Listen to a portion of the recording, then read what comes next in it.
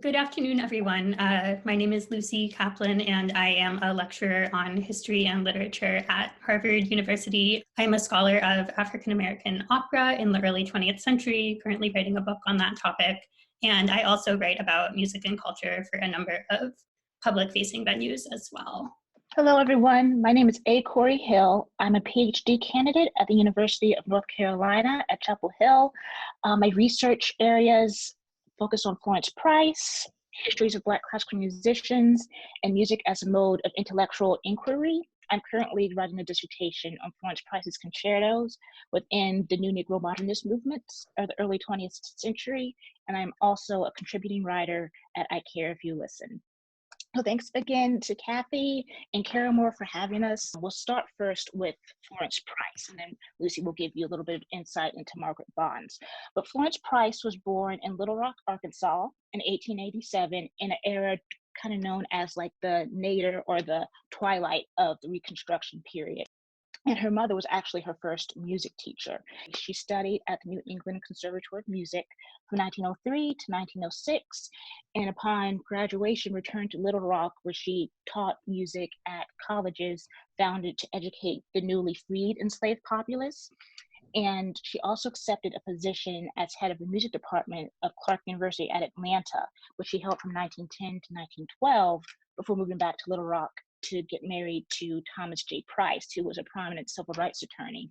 And they lived in Little Rock, had two daughters. One son tragically died in infancy, but they moved to Chicago in 1927 because of the increased racial violence that was occurring due to Jim Crow legislation in Arkansas. And it was in Chicago that Price really went forward with her passion that had been within her for a very long time, which was an interest in composing and being a composer instead of a composer that also teaches and performs.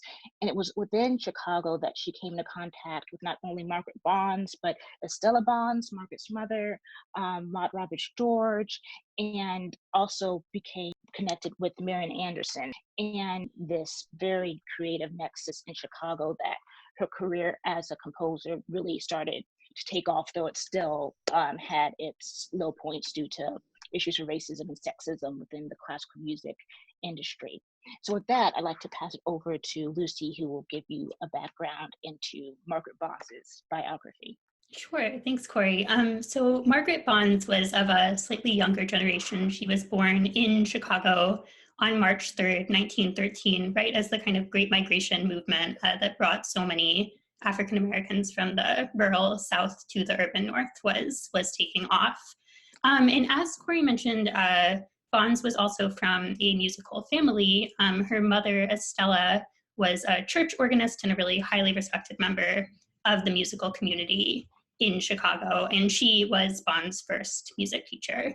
And in fact, Estella and the Bonds family were so central to this musical community that they would hold these Sunday afternoon gatherings at their home in their living room, where a young Margaret Bonds could hear everyone from the tenor Roland Hayes, the composer Will Marion Cook, the poet County Cullen, the composer Nathaniel Dett, Abby Mitchell, all these really illustrious figures of the Harlem Renaissance era would come and perform in her very own living room. So she was part of this Black artistic community from a young age. Bonds then completed both her undergraduate and graduate degrees at Northwestern University, and then moved to New York City from Chicago in 1939. She wrote both pop songs and art songs. She was an audition pianist for Broadway shows. She washed dishes to earn extra money, all as she really sought a foothold in the city's musical community. And eventually she reached that kind of more secure status in New York as a pianist, a composer, and a teacher. And as the civil rights movement gained momentum in the late 1950s, early 1960s, Bonds shifted her focus somewhat to become a real advocate for other Black artists and composers as well. As she organized concerts, she made sure that people were being paid fairly for their work, and she founded a chamber music society that was aimed at promoting the work of Black composers and performances by Black musicians. So, Kori, we've kind of already talked about the biographies, the communities that these artists were part of. And I wonder if you could talk a little bit more about the networks that Price and Bonds were part of, especially during their time together in Chicago. Yes, thank you, Lucy. Yeah, when Price moved and her family moved to Chicago, they moved to an area still known as the South Side, where the majority of Black Chicagoans resided due to racist housing practices that are still ongoing today.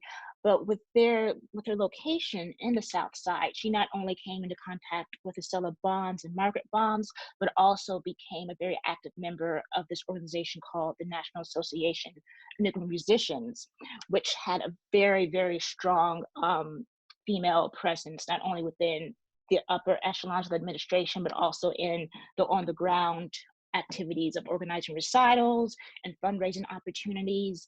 And also because of her membership, that also facilitated her introduction to Marian Anderson, who was also a member of NAM. And their collaboration, which pretty much extended until Price passed away in 1953, resulted in a lot of some art songs and conscious spirituals that Marian Anderson would regularly program and in some cases record. And then getting to the Bondses, due to the financial difficulties and stresses Price had, especially when she divorced her husband in 1931, Price moved in, and her daughters moved in with Estella and Margaret because of the financial strain. And Margaret studied with Price for a time, but in addition to the student-teacher relationship they had, they were also colleagues. And between 1934 and 1935, Price wrote and premiered her piano concerto, the Concerto in One Movement. I think was also featured by Caramoor within like the last 2 years. Within this time, especially with the racist and sexist institutional barriers within classical music that is still dealing with today, the support and the collaboration between Black women, whether it was professional or practical, with Estella saying, "Florence, come stay with me since y'all don't have enough money," was really essential at this time. And speaking of collaborations, Lucy, if you could take us into the professional relationship and the friendship that blossomed between Bonds and Hughes. Yeah, absolutely. So Margaret Bonds and the esteemed poet Langston Hughes had a decades-long collaborative relationship that was really pivotal to both of their artistic careers. And this relationship actually began before they had even met in person. When Bonds was a university student at Northwestern, she was having a very challenging time, and she actually describes it really beautifully in her an autobiographical piece that she wrote. So I will read a brief quotation from that. So Bonds writes, "I was in this prejudiced university, this terribly prejudiced place. I was looking in the basement of the Evanston Public Library where they had the poetry. I came in contact with this wonderful poem, The Negro Speaks of Rivers, and I'm sure it helped my feelings of security. Because in that poem, he tells how great the Black man is. And if I had any misgivings, which I would have to have, here you are in a setup where the restaurants won't serve you and you're going to college, you're sacrificing, trying to get through school. And I know that poem helped save me." So yeah, I find it really powerful to hear Bond's kind of own account of how she came to know Hughes's poetry and how important it was to her. And they met a number of years later in 1936 and developed this lifelong relationship where they were extremely close, so close that Hughes would later describe them as like brother and sister to one another. They would write to each other all the time. Hughes would send Bonds his poems, some kind of silly poems, some more serious ones, urging her to set them to music. And they also collaborated on some larger scale theatrical pieces later. And of course, Three Dream Portraits, which we'll hear today, is one of the works that is kind of the evidence of this longstanding collaboration between these two artists. So Kori, what's your sense of how this art song Night, this really beautiful song, fits into Florence Price's work more generally? Yeah, I think it's a really beautiful example of how skilled she is, or how she really enjoys kind of starting in an intimate space and allowing a melody to just blossom, like the melodies develop, kind of unspool, and how the piano supports the vocal line. And I also really enjoyed the subtle changes in harmony, because it starts off very consonant, it's like, you know, very tonal, and but she starts to interject these dissonant chords and within the piano, and then that kind of go into the voice, that are a lot more subtle than how Bonds approaches some of that use of discordancy. And it's really interesting to hear the difference in the women's approaches to harmonic progression and taking us in different directions. And yeah, and so I feel with Price, she's much more, when you first listen to it, you feel like, okay, yeah, there's not a whole ton going on, but as you listen deeper, it's like, oh no, there's actually a lot happening. She's just very, very subtle about it, which is just, yeah, so well done. I think that leads really nicely into thinking about Three Dream Portraits as well, where all that kind of complexity that you were talking about is really right on the surface of the work. It's such a kind of emotionally and texturally complex work, moving from these moods of kind of anger and defiance to moods of maybe sarcasm and irony to poignancy. And there's just this kind of vast emotional range. The vocal part is quite complex, I think, kind of reflecting that complexity in terms of vocal leaps and kind of in the piano part, you hear this real kind of rhythmic sophistication and rhythmic complexity that I think reflects the emotional tenor of the work. I think it's also interesting to think about Three Dream Portraits as a culmination of this decades-long relationship between Price and Bonds that I was referencing earlier.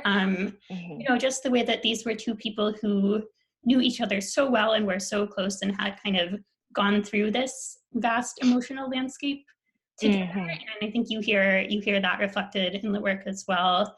And the final thing I'd say is just that you also, I think, hear this as a piece that we might associate with the early years of the classic civil rights movement. It's composed in 1959 as a piece that reflects this kind of growing sense of urgency and even militancy among civil rights leaders, insisting on full citizenship and full recognition of Black humanity. Yes, yeah, that's a great point, Lucy. And also it makes me think too of just the very overt nature of Langston Hughes's poetry, even prior to 1959, and just how the poets that Bonds chose to set, not only with Langston Hughes and Price decided to set, where she sometimes set Langston Hughes poetry, Dunbar's poetry, or contemporary Black women poets like Georgia Douglas Johnson. But it's this very culturally and politically conscious choice to do so. And then with Bonds, even more specifically, it also speaks to the political impact Hughes's politics had on her in terms of, just articulating these ideas about the Black experience in America and what needs to change. That might be a good place to wrap up our conversation. We're really excited to hear these works and to have had the opportunity to speak about them with you. So thank you. Yes, thank you.